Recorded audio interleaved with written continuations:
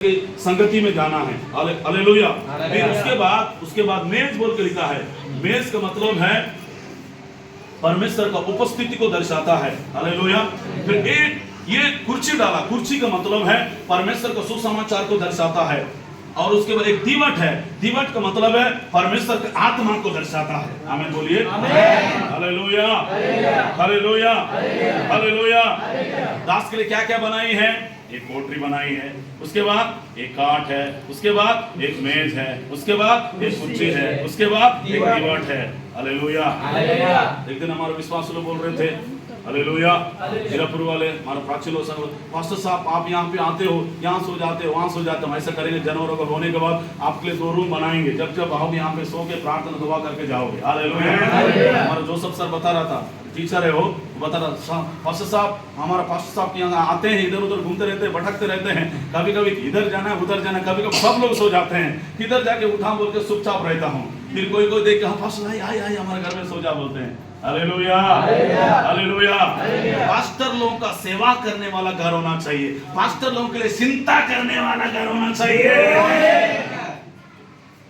हमारे बच्चों का चिंता, हमारा पत्नी का चिंता, हमारा घर का चिंता, बकरी का चिंता, बिल्ली का चिंता हम लोग करते हैं, लेकिन आप पास्टर लोगों का चिंता करने वाला, क्योंकि वचन बोलता है, वहां पे लिखा है, ऐसे बोलता है, इन्होंने इतनी बड़ी चिंता क्यों किया, बोलता है एलिशा ने, ऐसे लिखा, ऐसा लिखा है, इतनी बड़ी चिंता क्यों किया है?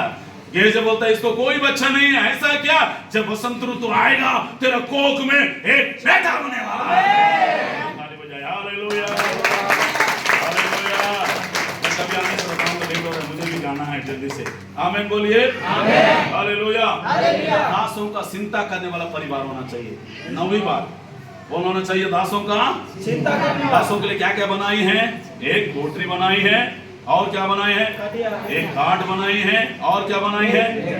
तीसरा एक मेज बनाई है, चौथा एक कुर्सी बनाई है, 5वां एक दीवट। जब जब वह हमारे आए तब तक उसी में टिका करे। हालेलुया। हमारा जाड़ी सर भी ऊपर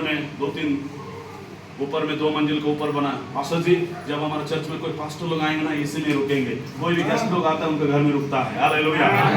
परमेश्वर उसको बढ़ाते जा रहा है, बढ़ाते जा रहा है, बढ़ाते जा रहा है। आमीन बोलिए, हालेलुया। हमारे घर में प्रभु का दास लोग आना है, हमारे घर में प्रभु का दास लोग रुकना है, हमारे घर में परमेश्वर का दास लोग आके बैठने से, खाना खाने से परमेश्वर का आशीष आता है। आमीन बोलिए। आखिरी बातें बोलकर समाप्त करूंगा। मत्ती 10 का 13 पद पढ़ेंगे। मत्ती सुसमाचार 10 अध्याय 13 पद। बिना देखे बोलना चाहिए था आपको।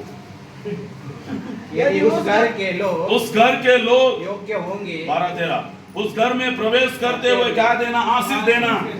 जब उद्घाटन हुआ है, इस घर में प्रवेश करते यीशु के नाम में याकूब के घर को आशीष देते, याकूब की बच्चों को आशीष देते, याकूब की पति पत्नी को आशीष देते, याकूब की माँ बाप को आशीष देते बोल के आपको प्रवेश करना चाहिए।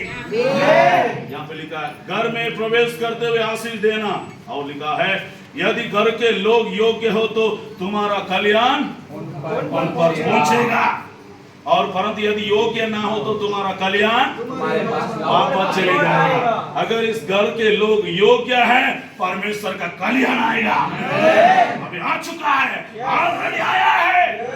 प्रभु के लिए जोरदार ताली बजाइए। आमीन। फिर जाएंगे, प्रार्थना करेंगे सभी लोग। हमने 10 बातें सीखा है। पहले हमारा घर एक सुगंध घर होना चाहिए, दूसरा हमारा घर उद्धार पाए हुआ घर होना चाहिए, तीसरा हमारा घर सेवा करने वाला होना चाहिए, और चौथा हमारा घर आशीष होना चाहिए, 5वां हमारा घर ओबेदेदोम के घर में 3 महीना रहा, उस घर में क्या आ गया?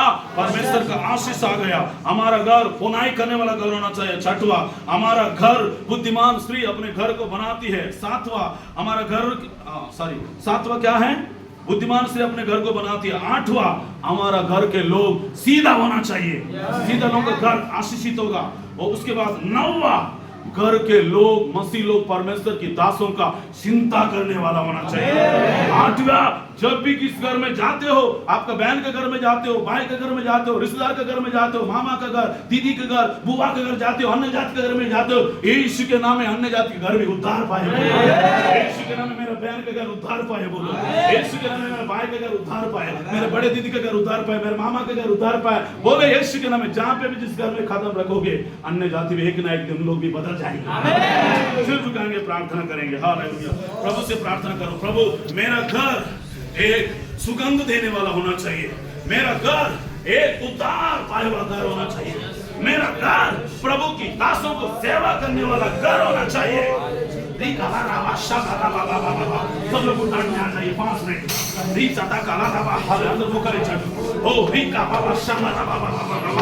ओ परमेश्वर बहुत सारे लोग जिनके पास घर नहीं है खड़े हो जाओ, जिनके पास घर नहीं, अभी तक घर नहीं बना, ऐसे लोग खड़े हो जाओ। मुझे पवित्र आत्मा कह रहा है आप लोग एक नया घर देने जा रहा है परमेश्वर। ठीक है, हाथ ऊपर उठाओ, हाथ ऊपर उठाओ। जहाँ पे बहुत सारे लोग हैं, बहुत सारे लोग हैं।